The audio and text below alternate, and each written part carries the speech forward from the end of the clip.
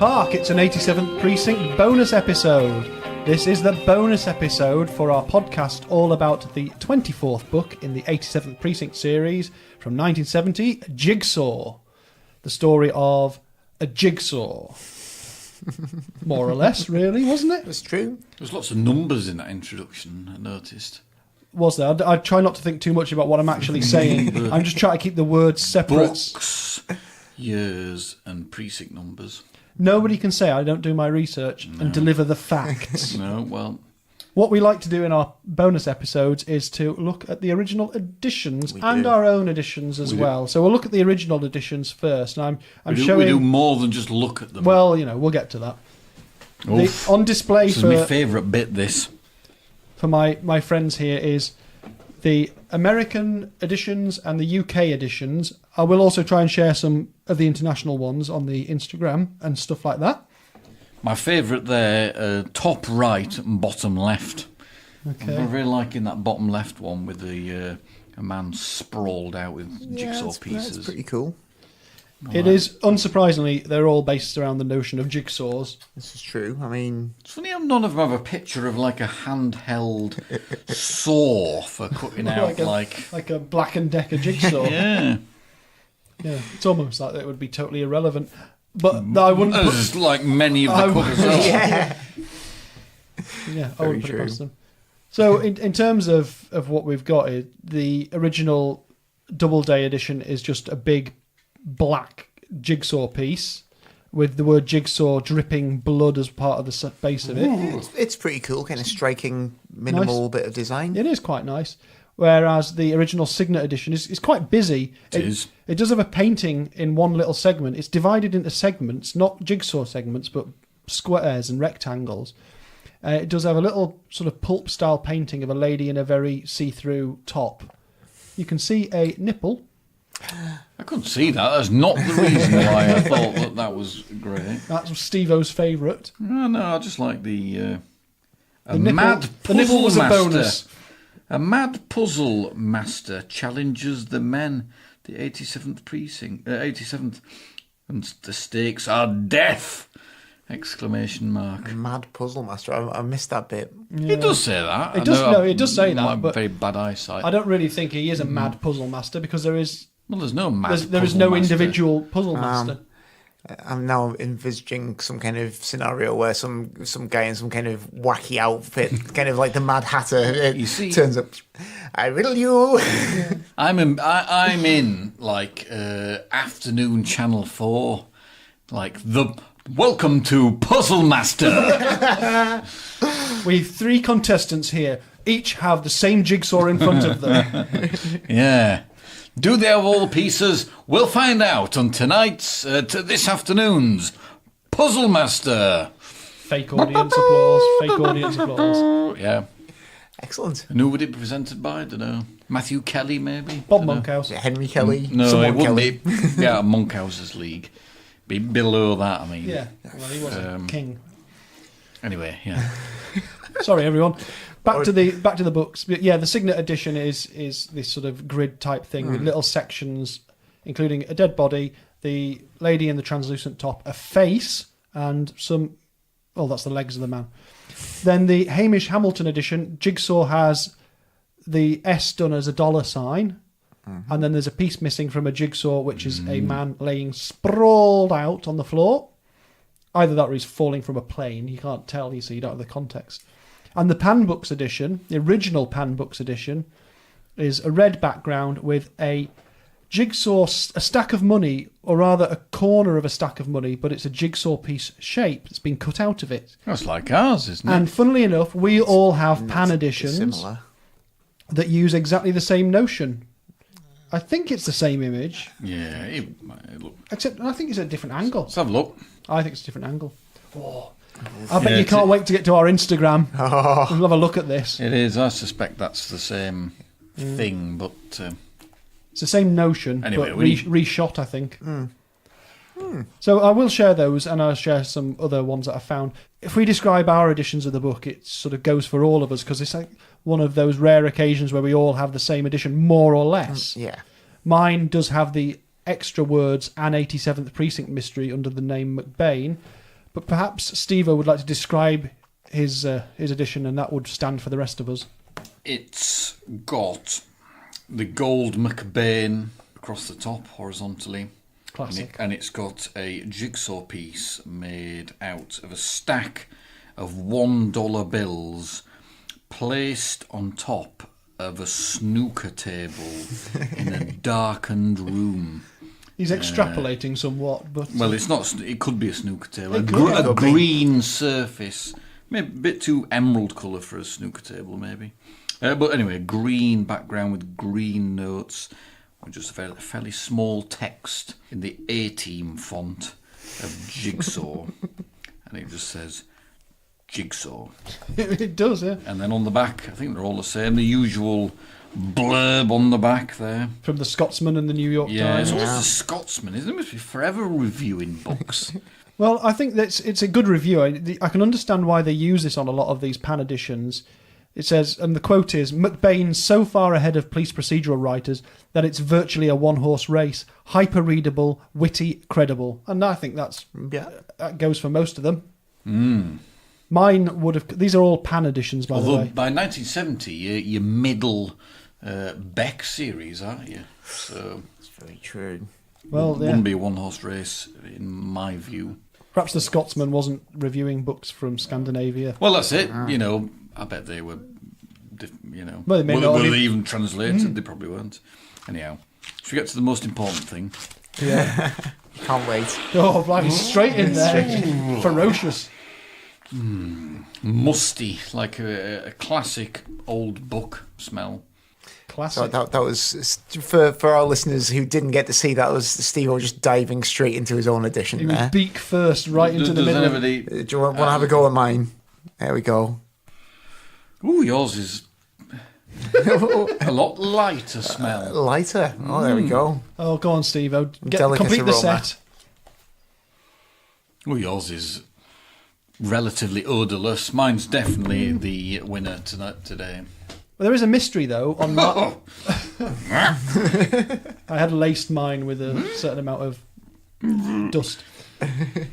The mystery on mine, though, is that there's a sticker for the bookseller W.H. Smith, and on the front of my edition, and it is a small green sticker, and it lists the price as $29.25. Now, no book in the 87th Precinct range has ever been sold for $29.95. Certainly not in pounds, anyway, not pound sterling. So we don't know what that refers to. No. It's no unit marked on it, so it could be a different currency, but it's a British edition. Well, yeah, and it would have to be another country that has W.H. Smith. So I'm not sure if any listeners can shed any light on that. That would be marvellous. Because it should have been £1.95 in the shops. So unless Smiths were really ramping up their exclusivity at the time. Thatcher's Britain. Thatcher's Britain, indeed. Yes, mine's probably an 80s edition. Steve-O's doing a forensic analysis now of the different covers. Blimey, what's going on? I think mine's in the best nick there, actually. I don't know, Justifying its £3 purchase That's price. it, yeah. 60 pence. Mine quite faded and does appear to have had quite a lot of coffee spilt on it over the years. Probably mostly by me. I was going to say. Right, excellent. Well, book huffing That's done for another month. A highlight to many people. Everyone is satisfied. They can rest easy now. We can. But the main thing we've got to discuss on this bonus episode is our new feature about casting the 87th Precinct. Oh, my Lord. And last session, we discussed about setting the 87th Precinct TV series, fantasies TV series that we're inventing in the 70s and perhaps working through. Yeah. And we determined that we were going to start by trying to cast the head of the detective division in the 87, Lieutenant Peter Byrnes. Well, it's a tough one. So the description of him in the book is that he's small and compact with a head like a rivet. I'm not entirely sure what that means. I think, does it mean a flat top? Head like a rivet? That's kind of what I've always assumed. I was thinking just kind of like close, kind of a bit of a square head and close cropped hair and... Doesn't mean Benjamin Button, which he could small and compact as in tiny, continually reducing, like the Dungeon Master in Dungeons and Dragons. Dungeons and Dragons. A bit like that, but bigger. So he keeps emerging from behind a rock. Yeah. And then enigmatically. just as the critical moment arrives, he like off somewhere. Oops, sorry. Blimey. And you've got to. He's gone explicit. Yeah. You've got to deal with the fallout. But they always manage it, didn't they, to be fair? But anyway, a little bit like the Dungeon Master. So if you want to imagine him in Steve-O's mind, he's wearing this long red cloak, or short red cloak. He was only a little fella. But there's another description of him. I mean, obviously there's lots of description of him over the years, but there's sort of little hints like he's got quite thick hands covered in liver spots, which is a suggestion of age. He's got white hair that's thinning and it's starting to go bald somewhere else. The sort of back of his head somewhere else. Going bald somewhere else. Bald. He's bald at home. Bald at home, not at work. I thought you meant somewhere else as in terms of... Sorry. Just for... talking about that. If you've looked on our... Listeners don't want to hear about that, Paul. I've extrapolated a lot there. It's irrelevant to casting that. Well, in terms of people who've played him already, I have shared already on Instagram and Facebook and Twitter a little compilation of some of the people who've played Byrnes or the Byrnes equivalent character on TV and film, of which... It's like they've just rounded up a load of people at a bus stop and cast It them is all rather, to yeah. like in various... so no help at all, I would say. No, it wasn't. The history of casting of Pete Byrnes has been disappointing, I would say. Yeah. So Although, we're here to correct that, though, aren't we? funnily enough, the guy who played him in Fuzz, Dan Fraser, is probably perhaps a bit too wiry, but not far off, I think, perhaps what McBain was imagining. So we did solicit suggestions from the people of the internet and the real world attached to the side of it. So our pal Bill Slocum on Twitter sent us a couple of suggestions, and his two suggestions were perhaps if you were casting from today, J.K. Simmons. Ooh. Oh, that's a good noise from Morgan there. Yeah, that could be good. So I've I got could a see photo of J.K. Simmons there. Let's have a look. That's... Oh, yeah. Do we get to vote on this? We're voting tonight, aren't we? He hasn't got Right. the shape of head I'm imagining, No. but I think his manner, I think, would be great. Right, ooh, yeah. Yeah, he's been right. in- Okay. I mean, he's done loads of cop shows as well Yeah. as doing some, like Whiplash and Juno and Spider-Man. and Oh, things he's like be- that. he's is he better than the one I came He's, up he's, with? Right, I don't know. he's pretty terrific. I could see that. Yeah. Right, okay. And another one of Bill's suggestions was, if we were casting from anyone in history, was a chap called Jeff Chandler. I mean, I looked at the list of films he was in, and I must have seen him in quite a lot of things, but he did quite a lot of westerns. He was one of Universal's main leading men. Okay. He was in Broken Arrow with Jimmy Stewart, things like that. So this is the black and white chap here. All right, okay. Yeah, give him a crew cut. Yeah. Yeah, Yeah, you could see that. I think so. So very good suggestions there from Excellent. Bill. Our friend Stella, hi Stella, gave us... Well, Stella did what I did, which was... I always imagined Pete Byrnes to be a bit stocky, a bit bigger. Yeah, stocky Almost- is the word that I would use to describe him as. Ages Even if ago, I that's not think true. Stella suggested like Vincent D'Onofrio, presuming that's how he pronounced his surname. And now he's massive. He's Orson Welles. Unicron. Commanding presence. And there is, I think there's a bit of a history in TV and film of the different type of lieutenants you have. The people in the office in cop shows are very often, the idea is they've got behind a desk, they've got a bit big, but it's got a sense of power behind it, which certainly Vincent D'Onofrio would have had. But she's, on looking at the description in more detail, she's called that back and given us a couple of suggestions, which I don't think are too bad. One of which is Ed Harris. All right. Yeah, I can see that, yeah. Yeah. And Michael Keaton was another one. I've not got a picture of Michael Keaton because everyone knows what he looks like. I think he's about the right age now. Yeah, no, I could see that, yeah. And also, I think this is a little bit of a sideways one. I would never have thought this. Kevin Kline. Now, Kevin Kline, who most of us know from A Fish Called Wanda in this country anyway, If you look at him sort of now, he's about the right age. He's not far off, sort of. No. You know, he's probably more accurate to McBain's description, but rather than what I got in my head somehow. Yeah. I can see that it could work, but I don't feel like he's got kind of hard enough features somehow. No, he's a bit cheeky, isn't he?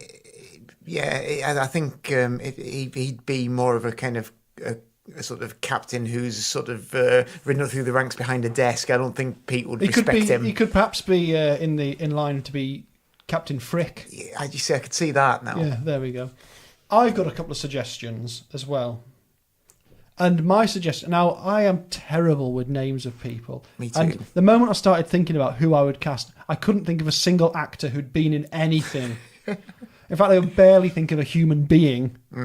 But I got round it by deciding that if we think that the minimum height requirement for the police was 5'8" in these books anyway, because doesn't Hal Willis just meet... just edges in, and he's referred to as small, so I don't know if... So if Pete Byrnes is referred to as small as well and compact, we want someone who's about 5'8", if we're going to be really strict to the books. Yeah. And I found a couple of examples who then I sort of went, oh, actually, that's not bad. So my first person I'd like to present for your approval or consideration, that's better, is Gary Sinise, who is probably best known as Lieutenant Dan in Forrest Gump. Yeah, what a ghost. So there's a picture of him here. Yeah, no, that's... Do you want to see that picture, Steve-O? Yeah, no, I could maybe go with that. I could see that. I'd like to see a picture of him where he's not looking quite so cheerful. Yeah, I had to. But no, I think he'd be good. But I also thought possibly Stanley Tucci as well. Yeah. Stanley Tucci. The thing is, Stanley Tucci, he's a very, very good actor. I mean, he's been in some atrocious films. Yeah. I mean, I love Transformers as a concept, but those films are abysmal. Except Bumblebee, which was very, very good, but Stanley Tucci wasn't in that. But he's about the right age, he's about the right size, you know, and he's probably someone who could convey what you needed to convey. Yeah. But my ultimate suggestion, although I think he's getting on for a tiny bit old, sorry, I'm apologising to him because I'm sure he listens, is David Patrick Kelly, who has been in Twin Peaks, The Crow, Last Man Standing, and the John Wick films. Let's have a look. Here. Looks a bit ill. Well, that's not a great photo. Yeah. He's not my idea of Pete Byrnes. I think that photo doesn't do him justice. He's quite compact. Yeah. Yeah. So he's my suggestion anyway. Right, okay. So, come on, you give me your thoughts. Well, I've got 3, all of which you will not like. Oh, dear me. Well, I mentioned Bruce Willis before. Oh, when we were chatting off mic. Yeah, I think what he looks like now, I think bald head. If you could get him to grow like what hair he does grow back out just slightly. I think he might do the trick. I also thought of, and I can't really find a photo which depicts what I imagine him, but perhaps thought of Ernest Borgnine. I thought he might. Once Upon a Time. Classic era Ernest Borgnine. See, could have that's been more great. like I naturally imagined, even though he doesn't necessarily meet the thing, but he sort of does. Yeah. That thing of being compact. Yeah, I know what you mean. And then if you could cast him against type, Roy Kinnear as well. Hey, now... Whew. So Now, my dear partner, when I was talking to her about this, and she was talking about British actors, the first person she said was Roy Kinnear. seriously, So our American chums may not be so familiar with Roy Kinnear. I don't know how big the Three Musketeers was over there. Yeah, that's probably the. Or you could possibly even get Rory Kinnear, his son. Well, yeah, I thought about About the same size and shape. There is a good tradition now of British actors becoming important parts of American TV shows, you know, like the Hugh Laurie tradition of House. So a lot more besides many other examples of that. So, yeah, if you're doing fantasy casting, you can certainly cast Roy Kinnear. If you were doing reality casting, Rory Kinnear is probably too young still. Yeah, he is still, yeah. But one day he could be the man. A Kinnear in the role would be pretty good. So anyway, they were mine: Borgnine, Kinnear, and Willis. Always up for anything with Borgnine, so that's marvellous. That's an amazing combo of name. Borgnine, Kinnear and Willis. Sound like a firm of dodgy solicitors, don't they? Fantastic. So they were mine. Oh yeah, but what do we choose? So are we voting? Have we got any further suggestions? I've been pretty hopeless with this. I'm exactly like you. The moment I try and think of it, I can conjure up some faces, can't put any names to them, and useless. I was thinking, just trying to imagine him with the uniform and a bit of a sort of thinning crew cut. Bryan Cranston.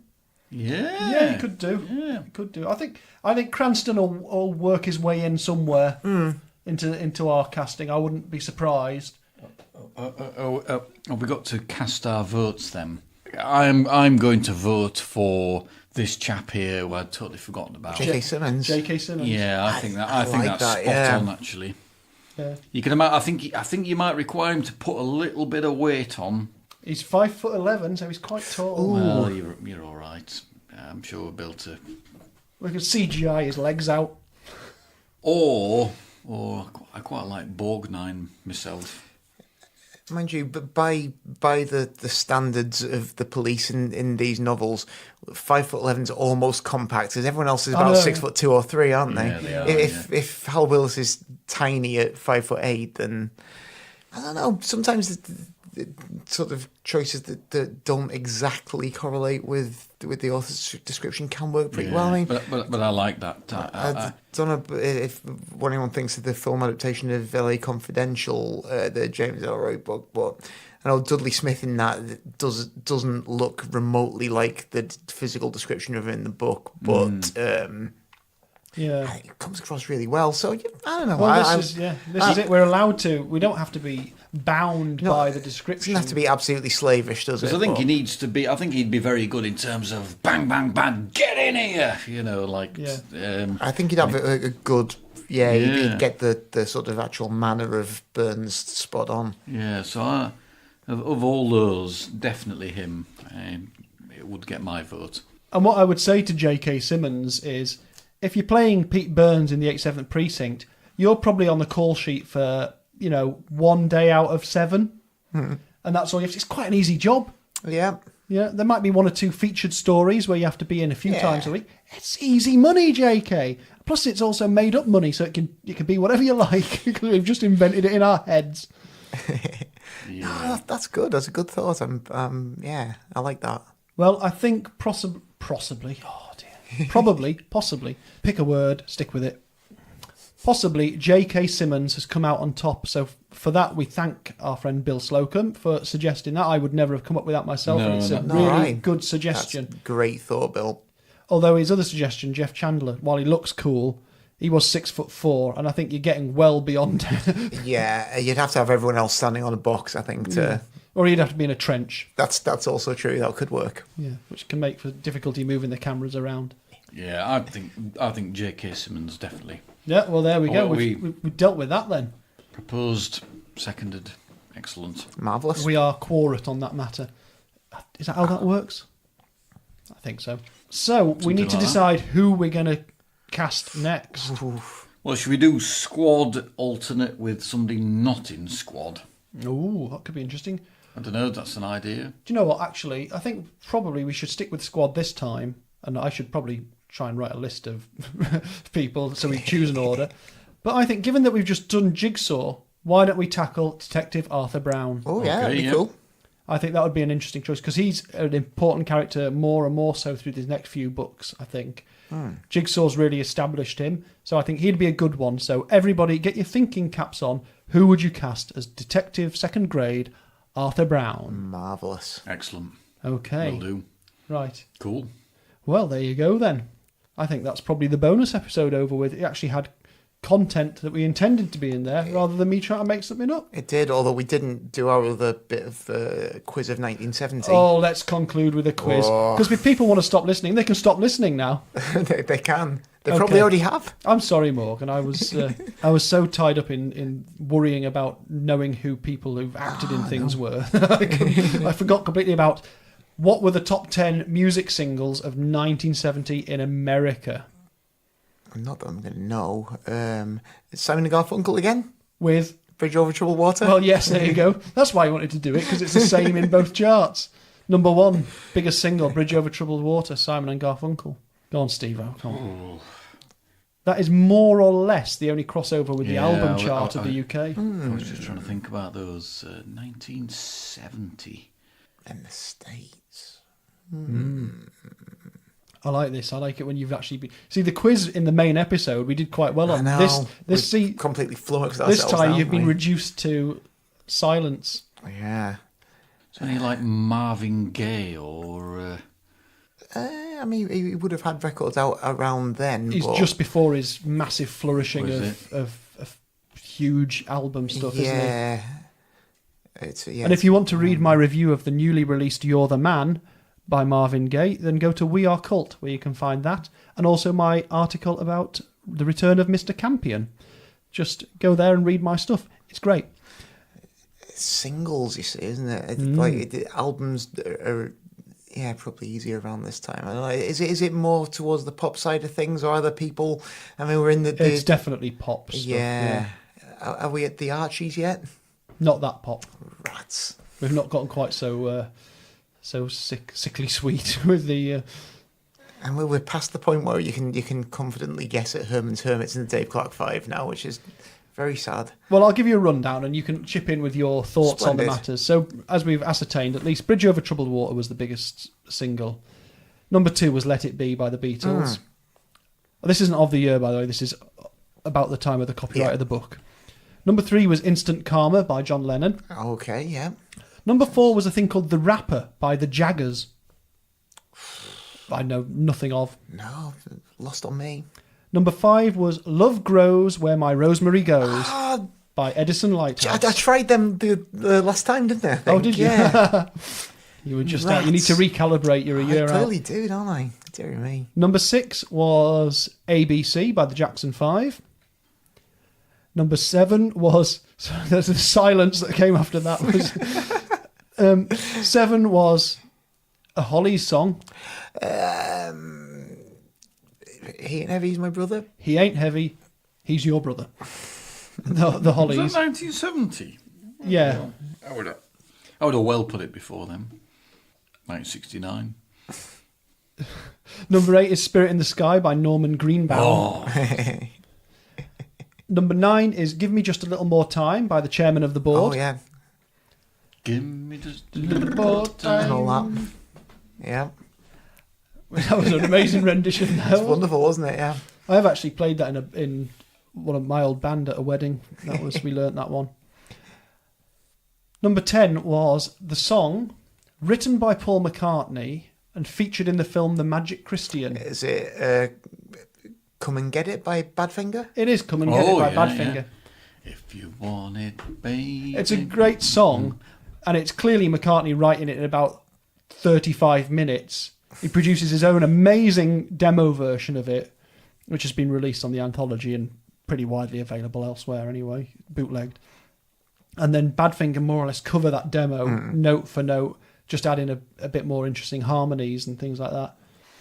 And then it becomes the song attached to this film, The Magic Christian, which is one of the weirdest films. It's a very odd film. You never want to see. Never seen it. It's a very odd book as well. Yes, Terry Southern. Yes. It's a film that's got a part for Ringo Starr that was just written into the film. It's not in the book whatsoever. Peter Sellers and Ringo Starr together at last. And it's fair to say that I think possibly everyone involved in the production of that film did use recreational drugs. One can certainly speculate that may have been the case. I'm not suggesting that that's the reason that the film is weird, because people can write weird stuff anyway.